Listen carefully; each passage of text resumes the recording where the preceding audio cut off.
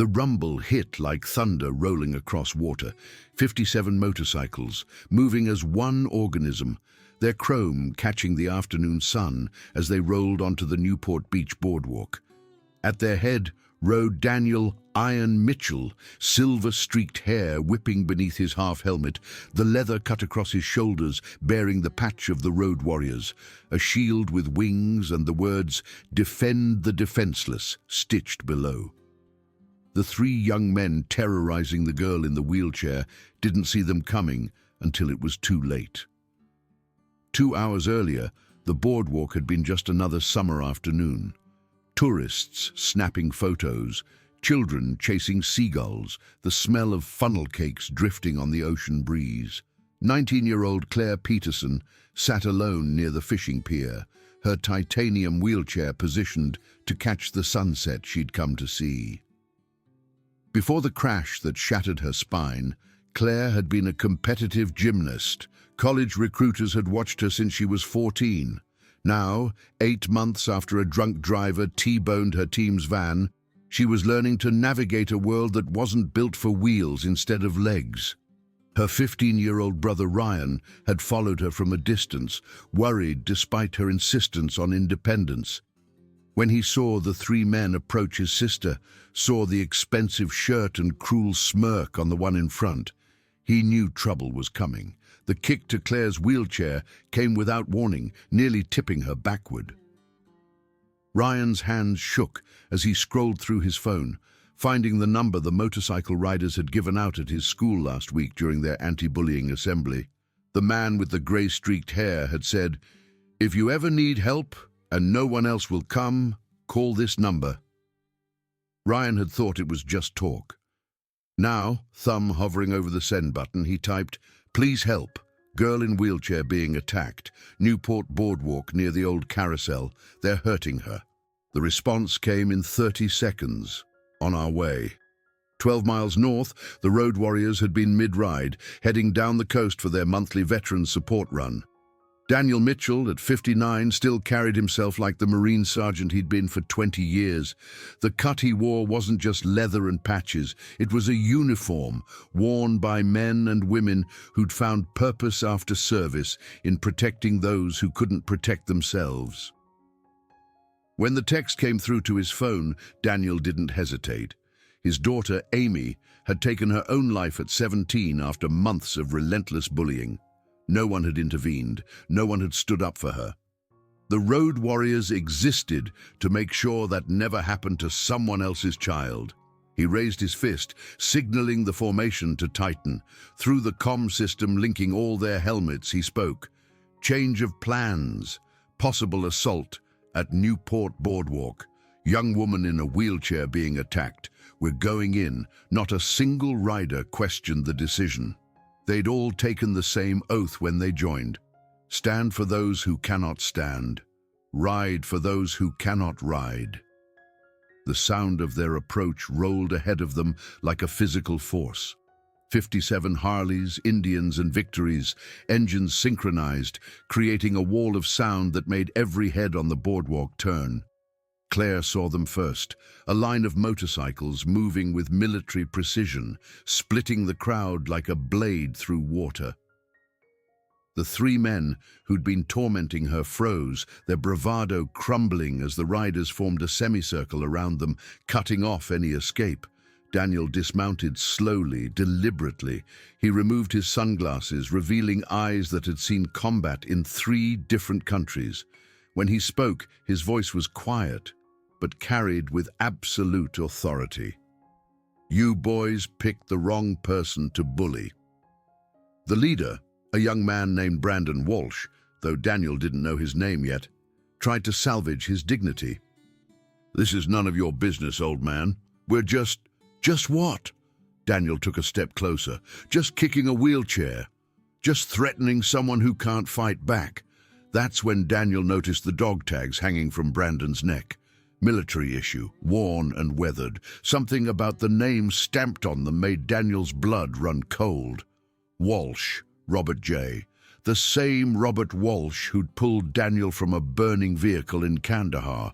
The same Robert Walsh who'd died covering their squad's retreat. The man who'd saved Daniel's life was this bullie's father. "Your father was Robert Walsh," Daniel said, his voice rough with emotion. "Staff Sergeant, 2nd Battalion." Brandon's face went white.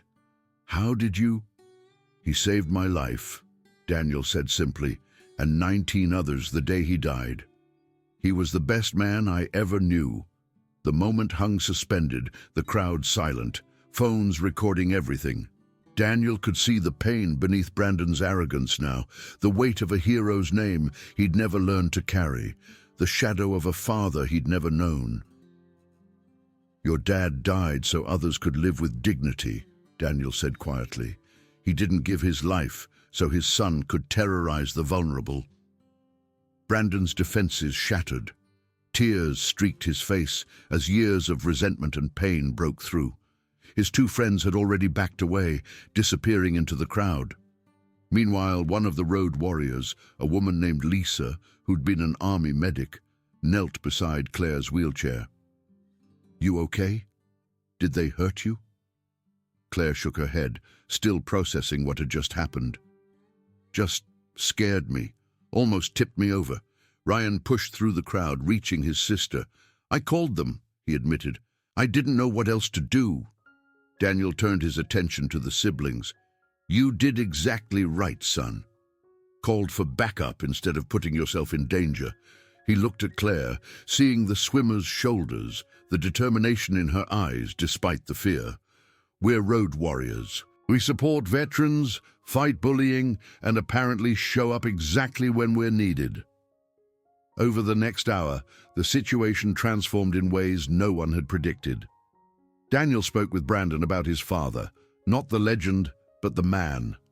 The one who loved crossword puzzles and was terrified of spiders. The one who carried Brandon's ultrasound picture everywhere and called him his future fishing buddy. Lisa, discovering she'd been Claire's physical therapist months earlier at the VA hospital, began talking to her about adaptive sports programs.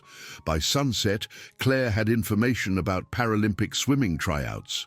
Brandon's grandfather, a retired colonel who'd raised him with impossible expectations, arrived to pick up his grandson.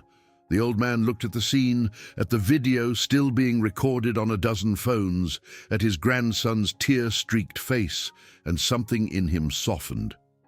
"Your father would be proud," the colonel told Brandon quietly, "not of what you did today, but of what you're going to do tomorrow." 3 months later, a different video went viral. This one showed Claire Peterson in a USA Paralympic Development Team suit, setting a national record in the 100-meter freestyle adaptive category. The camera panned to show her mother and brother cheering wildly, surrounded by leather-clad road warriors on their feet, applauding. Daniel stood near the pool deck, watching Claire accept her medal. In his pocket, he carried a set of dog tags, Robert Walsh's, given to him by the colonel as a symbol of trust and redemption.